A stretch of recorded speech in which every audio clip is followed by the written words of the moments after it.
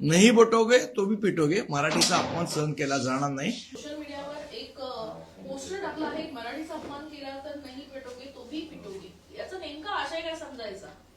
मला वाटतं काल ज्या पद्धतीने मुंबईत होर्डिंग लावण्यात आली की बटोगे तो पिटोगे वगैरे, त्यांना मला असं वाटतं की एक महत्वाचा मेसेज आम्हाला सगळ्यांना मिळून द्यायचा आहे की मराठीचा अपमान केलात तर तुम्ही बटा, नाही तर नाही बटा.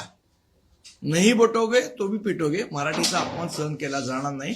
हा सुस्पष्ट मेसेज हा गेला पाहिजे आणि तो मेसेज देण्याचं काम आम्ही केलेलं आहे. एकीकडे युती झालेली आहे ठाकरे गटासोबत आपली, आणि दुसरीकडे अशा पद्धतीनं उत्तर भारतीय विरुद्ध मराठी वाद हा या निमित्तानं दिसून येतोय. तो कितपत नाही, हा काय उत्तर भारतीय विरुद्ध मराठी वाद नाही.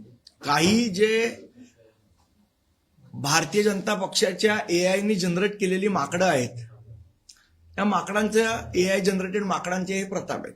तुम्ही ज्यांचा उल्लेख करताय ते असं म्हणतायत की ईट का जवाब पत्थर से नहीं लोहे से हम देंगे.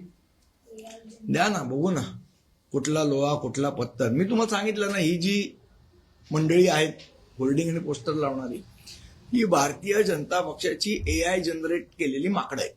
पण या निमित्तानं निवडणुकीच्या पार्श्वभूमीवर वातावरण टाकवण्याचा प्रयत्न होतोय का? कारण जर लोहेचे जबाब देणे याचा नाही, मुळात असं आहे की याचा विषय आला